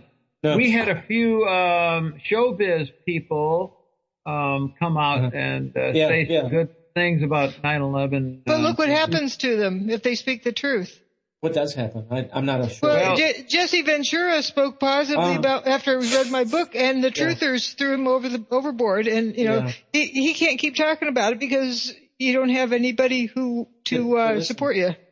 Yeah. Hey, what happened to his shows, Conspiracy Theory on True TV? Now they aren't around anymore, are they? Right. He did some good shows. Right, but and it was when he was going to when he taped the show with me on it. It got edited and re-edited, and then it got put on ice for ever, and then they revived it and were able to show something after they re-edited it again. But then they took the show off the air. Enough of this. Well, I didn't know you were on one of his shows. Did you make the cut? It was as good as could be hoped for. They didn't mess my part up too much. They didn't say anything that was too weird. It was the thing about the toasted cars, the lack of debris. Very straightforward information. Mm-hmm. But are those available on YouTube? I wonder those past episodes from. Well, they were taken off, but still you could probably find something around there. But immediately, people were jumping all over it. They had John Hutchison on too, and that part got really pretty butchered up. But they had a laser pointer on, and then the intergraph generator with a piece of paper on it with static electricity. It was kind of silly, but there was a statement that John Hutchison made that was right on target. Jesse asked him, so why are you still alive? And John puts on a big grin and says, "'Cause I'm a raving lunatic." He may be showing a path forward, right? Maybe there's something there. I mean, I was thinking the same, Eric, in that, what we need would be some well-produced episodes like this, or just one great 60-minute type show. It might have an effect. Well, Hamlet used craziness as his means by which to reform the kingdom, and Don Quixote used craziness to get to sanity. Mm-hmm. Maybe that's what we need to do. I mean, nothing is crazier than the status quo now. Nothing. Mm-hmm. And nothing less healthy, nothing more diseased, nothing more shot through with rot and decay. Maybe nothing it's the lunatic you're looking for, Billy Joel would think. Might be. Maybe. The lunatics, that's right. That's right. The lunatics who want to be free enough to think. What do you think? Why isn't, the American culture traditionally is individualist rather than we contrast Japan, ruled by committee, whereas we all take great pride. If you get my name wrong, it's a big offense. Yeah. And you'd think there'd be more intellectual rebels. There's so much destroy here in terms of the falsehoods. You know what I think I think that's a really good question, and somehow or other there's an absence of whole. I don't know if you read that long preface to The Skull of Yorick, but I did. Yeah, but great. I mean, I don't know what you thought of it, but this whole thing about the nation suffering from a disease in which blindness is taken for sightedness seems to me that's prevalent throughout the arts. I appreciate your work on the art and our culture, Eric Larsen and Dr. Judy Wood, a historic figure we can declare right now. And thank you both so much for coming on Reynolds Reveal. Thank you, Marty. Good night. Hey, Pete. Thanks for Blinded by the Light. Oh, my goodness. I didn't have that on the list, and I like Pete to give his innovative choices there that coincide with the content. Yeah, that was a great show, you guys. I have another, in a way it was fortuitous. We couldn't get Eric on at the beginning, Judy. Yeah. Because the first half hour, we talked about some points in the book and the responses, the cover-up, and from there we went into these the bigger issues about the condition of American thinking or lack thereof. Yeah, and I wish I could talk more on that, but you guys had enough going on it already. But that is I think I did, state that is the issue with people getting it with my book. Yep. Is that various ways they cannot see it, and I think a lot of it is that they grow up with this is the greatest country in the world, and with that mindset that's taken as a given. It's never questioned. They're not taught how to question. And so with that being an absolute in their mind, they can't take in anything. What's really depressing is people who bought the book and we believe them when they say they read the book and understood it, and then they relapse because somebody said, it's all about theories about space beams. Oh, it must be in there somewhere. Yeah. It's amazing. That's really depressing, frustrating. And this is what we're up against is the inability to think through things and for people to own their own thoughts. What has been encouraged? You talked about what about the internet? This deal about likes that people collect or friends that they collect. I don't that becomes the all important issue, not content. So they aren't going to risk. That's like grading who's the popular professor. Sometimes the popular professor is the more effective, but it's. When I first moved to Clemson, there was a TV ad. I'm glad that stopped soon after that. But it was talking about now kiddies. It was directed at like fourth graders. You want to make sure your parents are doing a good job. Grade your parents. Aimed at fourth graders. That is ridiculous. Yeah. And how would they? Oh, they don't give me enough candy. They're mean, awful people because they don't give me candy. Whenever I ask for it. But whatever the story is, that's why I mentioned about pork barrel business, because that's what our government has become. Is people don't get elected unless they promise people stuff, and then it isn't what the people need. And it turns into a monopoly game of hey, I've got to mention at the end, we never took Fetzer's name in vain, but I want to right now. People who claim it's mini nukes that did in the World Trade Center. And I'm going to give you a quote. To arrive at a contradiction is to confess an error in one's thinking. And here he's got a weapon that is contradicted by all the evidence. And it's an error in one's thinking. And here's a logical, I've taught 30 years of logic, et cetera, et cetera. Well, is Eric still on? No. Eric, no? He's gone. But one of the things that impressed me in high school was to read Chaucer's Canterbury Tales. And at one point, Chaucer writes that when the gold rusts, what will the iron do? And that's what really Eric is talking about. In other words, Chaucer had the context of the corrupt priest, okay? He's supposed to be holier than thou, better than the common people. But when they're rust, what is the iron going to do? And you got somebody like Fetzer, an intellectual leader. Come on. Yeah, why is he looked up to? People don't know any better. This is actually something that's come up in the last day or two. I saw in this discussion on the internet this two people who had read my book, supposedly. One was still sane, and the other one says, well, she comes to wrong conclusions because it has to be mini nukes. Did he even read the book? Yeah. Her theory is wrong. It has to be mini nukes. Well, God. Yeah. you wonder what's going on.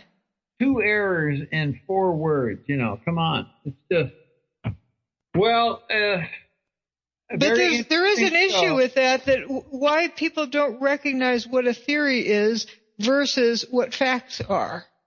I know. They can't make that distinction. It's and so hard to be optimistic then. So do they think that they're uncovering 9/11? No, you can't uncover 9/11 if you have a population that doesn't know the difference between facts and imaginations. Yeah. I watched a documentary about a man and a woman. Now that they're in their 60s or so, but they were activists. They were war protesters during the late 60s of the Vietnam War, and the FBI were surveilling their group and stuff like that. And they couldn't prove exactly what they were doing, but they actually concocted this plan to break into an FBI office and break into their filing cabinets and pull out all the documents. And they had a treasure trove, and they actually sent it to the media and proved their point. The FBI had them surveilled and so on and so on. I'm thinking to myself, if we only knew where all the documents were stored.